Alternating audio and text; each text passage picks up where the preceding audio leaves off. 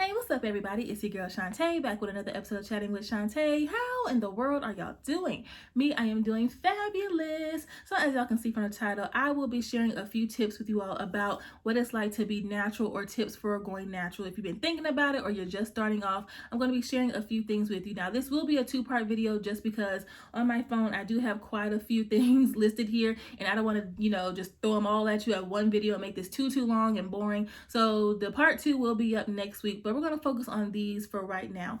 And another thing, I am no way, shape, or form an expert, a genius, a know-it-all when it comes to natural hair. Listen, I've been natural going on 5 years this May, and I'm still learning my hair, okay, every single day, learning what products work, what methods work. So I'm just giving suggestions and, my own personal experience. I'm no way trying to convert anyone to become natural or telling people what they need to be doing. None of that. This is more so like a fun, but informative type of video. So with that being said, make sure you like, comment, subscribe, hit the bell so you're notified when I drop a video. Get your snacks, get your drinks, prop your feet up, and let's get it. Let's go. So the first tip I have here, and if you see me looking down, it's because, again, they're on my phone. So the first tip I have for you is you don't necessarily have to do the big chop in order to go natural. So I know you'll probably hear a lot of people say, yeah, I did the big chop and now I'm natural. And then other people will say they transitioned into being natural. So for me, I had no choice but to do the big chop. My hair was so severely damaged and uneven and broken and just a hot mess. So I had no room trying to be cute. Yeah, I'm gonna let it just grow out. No, I need to chop it all off. Okay. So big chop is basically what it sounds like, just chopping all your hair off, starting fresh, starting over, starting anew, and letting your hair just flourish in its natural state. Transitioning is basically, you're not cutting off all your hair at one time, but you're making that decision to say, okay, I'm not perming my hair anymore. I'm not getting relaxers. I'm not putting heat on my hair. I'm just letting it grow out in its natural state and trimming off like those dead ends or permed ends as you go along. So that way, by the time you're done, you're left with nothing but natural hair. So depending on what your hair needs and, if your hair is completely healthy or if it's been damaged or been through some things, you'll know whether you need to do the big chop or if you just want to transition. So do with that what you will. Now, the second one is very important here. Do it on your own time. If it's interesting to you, do your research. So growing up, like I said, I got relaxed at a very young age up until I decided to chop my hair off, and that was in 2017. So a good chunk of my life, all I knew was relaxers and perms and straight hair. So I wasn't really exposed to too many people who are rocking their natural hair. I've seen it, like in media, okay, but not like too much in my own community. But then in 2014, when I got to college, that's when I met my friend group, and they were all natural. So they would invite me into their spaces and tell me, what it's like being natural, the difference between being relaxed and straight versus rocking your curls and different products and methods and natural hair gurus I should check out, all that stuff, like downloading me with so much valuable information that I so valued and appreciated. But because I am someone who likes to do my own research, I took what they were giving me and then I also added on my own research. So I was going in and looking up different brands and products and methods and gurus myself in my own time. So that way, by the time I made that decision to do the big chop or go natural in general, I had all this information from what my community of people was telling me, but also knowing that I did research for myself, okay? And listen, what all they were telling me was 100% true and facts, and of course they were able to give me great information because they were living it, they're natural. But I just like to have that sense of comfort knowing that I looked at something myself and I have that peace of knowing, okay, that's what that means, that's what I'm about to embark on. So do it on your own time, okay? Don't let people tell you what you need to be doing or you need to go natural because that's the wave. Like, no, do what makes you comfortable and do your own research. That's with everything in life. If it's something that's interesting to you and you might want to pursue it, you want to know what it all entails, do your own research and you'll know how to go on with your decision from there.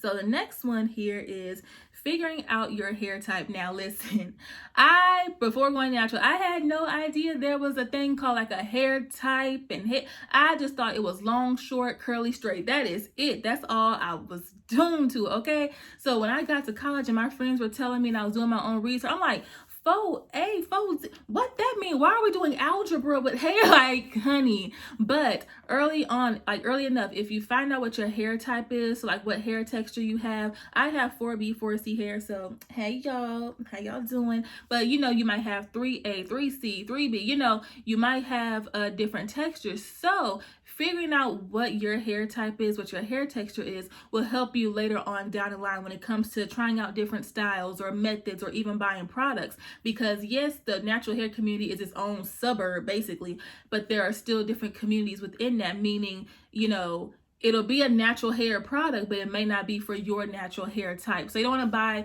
all these products or try all these things. It is not geared towards your specific hair type. So the earlier on you kind of figure out what your hair will respond best to, the easier it'll be for you to navigate the natural hair journey, you know, throughout your whole natural hair journey. Now, it's not going to be easy peasy lemon squeezy. I promise. Like I said, I'm 5 years in almost, and I'm still figuring out day by day. I know there's people who've been natural longer than me, and they're still like, girl, I don't know. Okay, I don't know. You're gonna have your moments where you feel like you got it all figured out, and then you're gonna have moments where you're like, ooh, you know, a perm just seems real easy right now. So you're gonna go through the motions, but again, the more you're able to, you know, inform yourself and educate yourself and receive education from others who are also natural and, you know what they're talking about, the easier it'll become. But it's not gonna be easy the whole journey, but a good starting point, you know.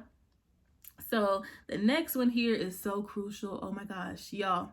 And I am someone, I've gotten better with my patience, but honey, I was such an impatient person. Like, I'm that person, if I place an order, I'm looking for the delivery man like the same day. Like, y'all got plenty of time, especially if I place the order in the morning. Y'all have the whole day to get this to me. I'm not understanding why. And y'all in the US too, I'm not understanding why y'all don't have this on standby. That's me. Okay, I'm so impatient when it comes to certain things, and my hair was no exception. So be patient, okay? Now, I know everyone has different goals, like ultimate goals when it comes to their natural hair. I know for me, years down the line when I get better, because I am very much a lazy natural, that's my truth, but I know for me, when it comes to my own crown, I would love to have the full whoosh, you know what I'm saying, like that full beautiful shape, you know, even like in a couple years. If y'all know my auntie Tab, I'm always talking about her, Donna, which is her afro, that shape, the length, everything is perfect. Okay, that's like a goal right there. And then, you know, even more years down the line, like to have even more and just, you know, have like a big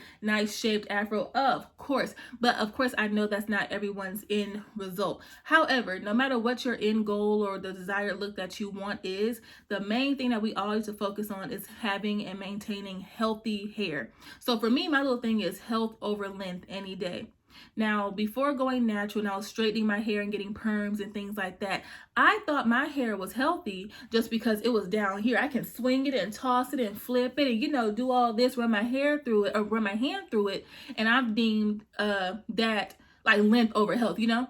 But if you were to really look at it and really look into it with a microscope, oh, baby, you got dead ends. You got, oh, no, girl, what? No, what's going on right there? You know what I'm saying? So a lot of people might have that misconception. Okay, it's long, but is it the healthiest though? Because I know for me, I would rather have shorter, extremely healthy hair versus long and brittle and not well taken care of hair. Okay, and that was my issue for a long time. So yes, I know a lot of us would like that, you know, full and like the long hair, like you get a silk press and it's just all the way long and flowing, of course, but that's not going to happen overnight, especially if you're going from having very damaged hair and stuff like it's going to take a minute for your hair to like get back rebuilding and stuff like that.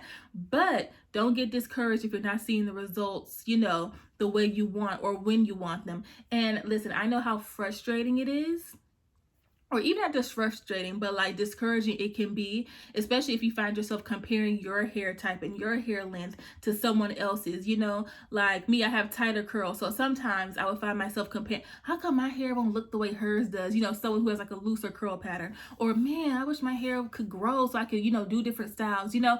But trust your own journey, okay? Be patient. And again, the end result for everybody, not just the end result, but the result in general, the main goal that we all should be striving for is to have healthy hair. Because once your hair gets healthy and it starts flourishing, baby, you'll get there. I promise you, you'll get there. One day it'll just be like at one awkward length, and then the next it's gonna be like, golly, when I get all this hair. So just trust the process, okay? So this kind of goes into so the next tip is don't manipulate your hair too much. Okay, a lot of things, especially we as women, a lot of parts on our body, I should say, are very self-functioning, okay? We don't need to do too much in order for them to do what they gotta do, okay? So self-cleansing things, okay? Our hair grows, it flourishes, it sheds, it does, our skin, you know, we have a lot of things that do things on their own, okay? We didn't gotta do too much. All we gotta do is care for it, you know, take care of it, you know, cleanse it and things like that. Have a proper routine and then step out the way and let them do what they need to do, okay? So that's the same thing for our hair. Do your wash day routine, cleanse it, care for it, be gentle. Don't, you know, do too many styles that, you know, can pull at it too much or anything like that. And then let go. just leave her alone. Give her room to breathe and flourish and do her ditty, okay? So you can't expect your hair to grow and flourish and do all that when you just got your fingers on your hands stuck up in it 24/7 or having other people listen. That's the number one thing. Don't you let nobody touch your hair. And if you are someone who be trying to touch people's hair without permission, you need to stop that. You need to stop that because one day you're going to pull back a nub and you ain't going to be happy all because you want to touch somebody's afro. But no, but seriously, like the less you do with your hair, like do what you have to do your part, and then just leave the rest up to your hair, okay? That's where you're going to see the maximum results and the growth, when you're just letting your hair flourish and giving it room to breathe and do what it has to do, okay? Like you can't be wanting your hair to grow and you just blocking the way with your hands and, you know, tugging at it and pulling on it. You don't just be low maintenance, okay? Low maintenance styles, you know, and again, you'll see the results, but you can't manipulate it too much, okay? Okay. So this next one, I wrote it as a joke, but then again, it can be serious, okay? So try not to be a product junkie. It might be hard in the beginning when you are aware of how many natural hair brands and products there are.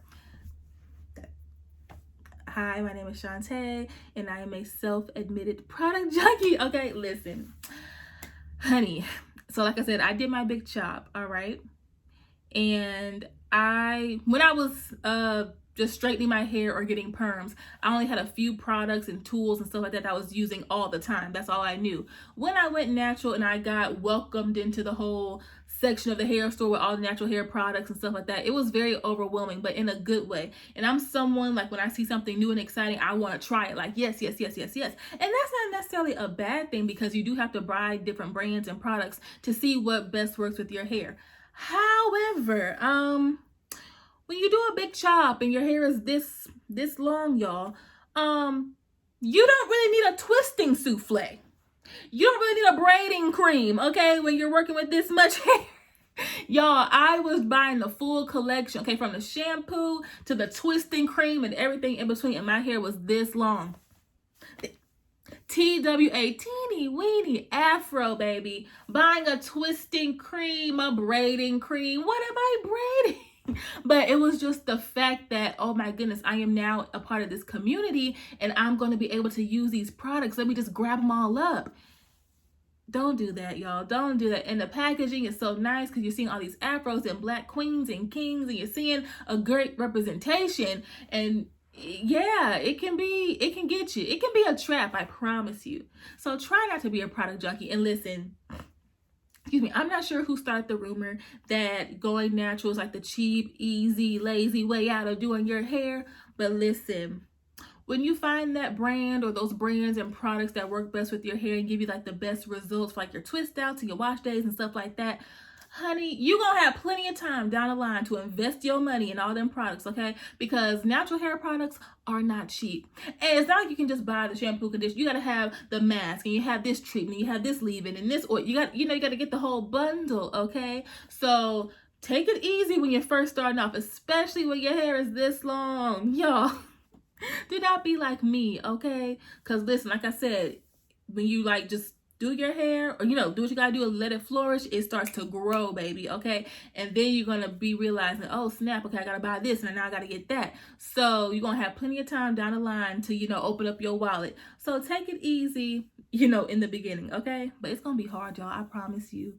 I'm not trying to sit up here and lie and say it's gonna be easy. It's gonna be hard, okay? It's gonna be hard, I promise you.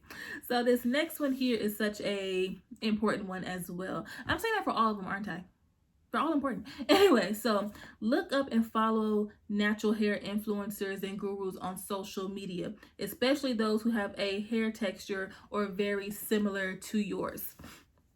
So like I said, I had my friend group, in college who were introducing me to it and putting me on to different natural hair influencers and YouTubers and Instagrammers and stuff like that. And then again, doing my own research, I found other people and things like that. So then I began following a whole bunch of people, a whole bunch of different hair types, right?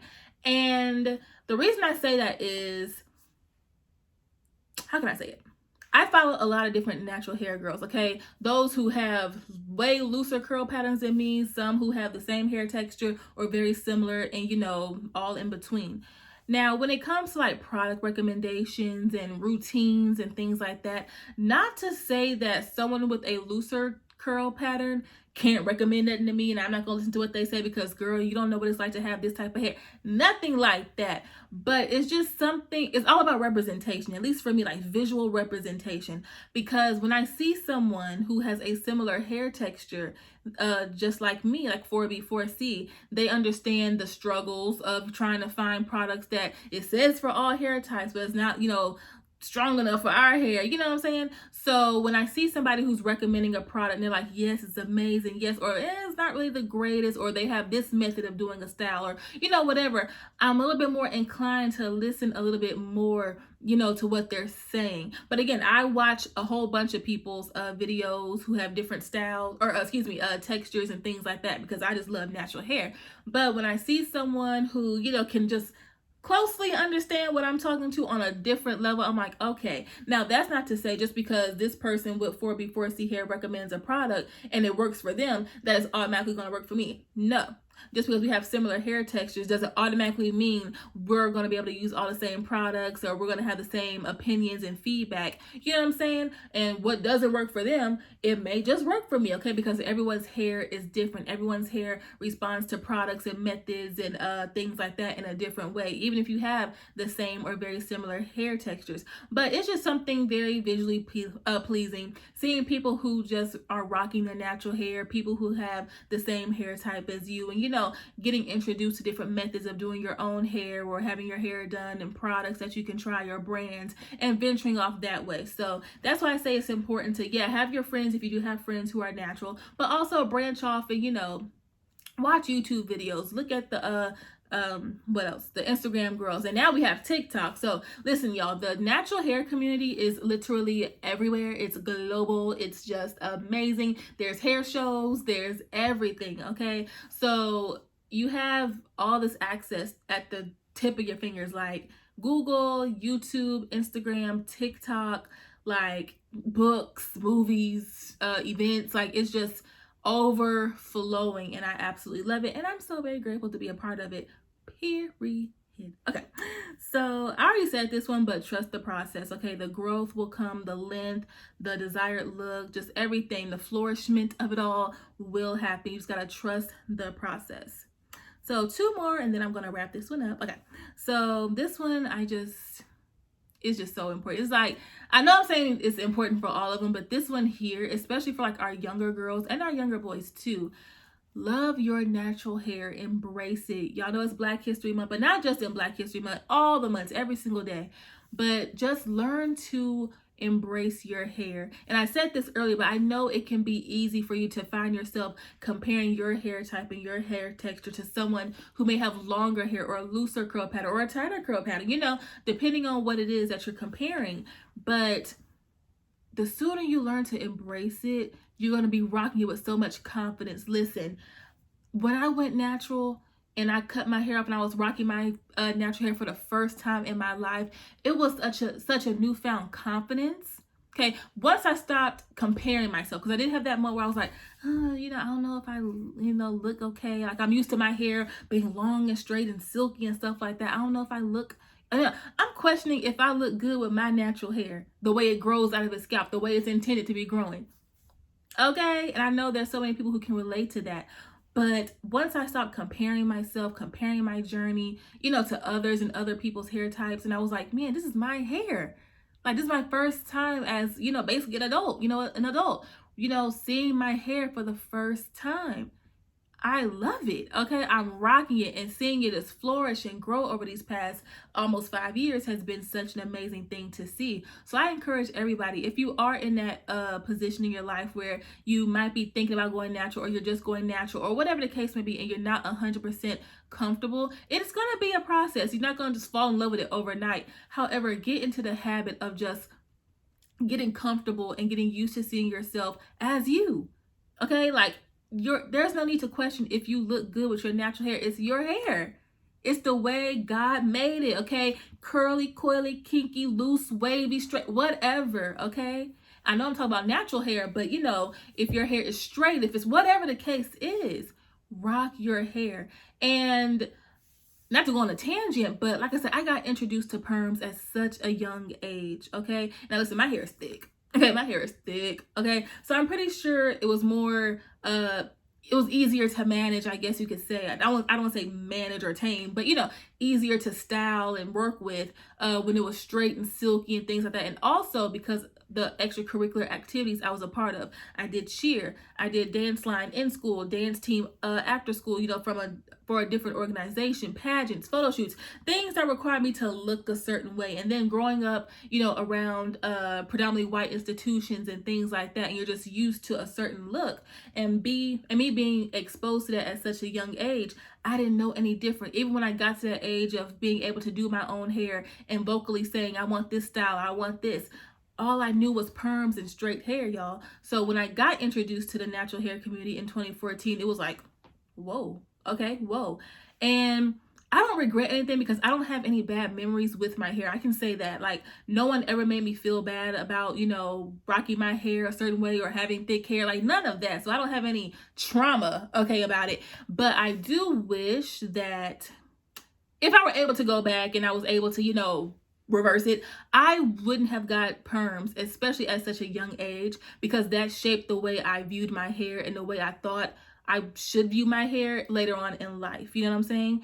And I know whenever I become a parent to a little girl, even a little boy too, you know, I personally am not going to introduce them to perms and heat at that age. They're going to be styling their natural hair, rocking their natural hair until they get to that age to where they can vocalize to me that they want to get a perm or relax or flat iron their hair, whatever. But in those developmental stages, I'm not going to bring a perm into my house. That's just me personally. But like I said, I don't have any bad things. I don't regret or resent anyone for putting a perm in my hair. It's just now that I know, okay, like when you get older, you kind of reflect back on things. You're like, I wonder what it would have been like, or what my hair would have been like had I not got a perm at such a young age, or just flattering my hair year after year or day after day. You know what I'm saying? So yeah, but whatever your hair type is, whatever hair length it's at, just embrace it, rock it, just find that new confidence, okay? Because it's really you getting reintroduced, especially if you have like a similar story to myself,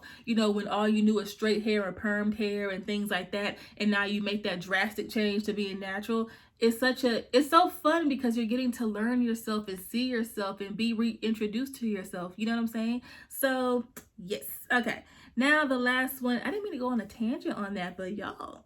So that's why this gonna be a part 1 and a part 2 because your girl can talk. But the very last one before I wrap this video up is to find a routine that best fits your schedule and stick with it. So going back to my personal experience, excuse me. Now, I didn't know that on May 10th, I was going to cut my hair. Like, again, in 2014, my friends were telling me, and it became a lingering thought. And then, boom, I decided to do it. So, I'm glad I did when I did. But, so, May 10th. So, the last day of my junior year of college was technically May 9th. That was the last day we could move out of the dorms, you know, move off campus and go back home or wherever you came from.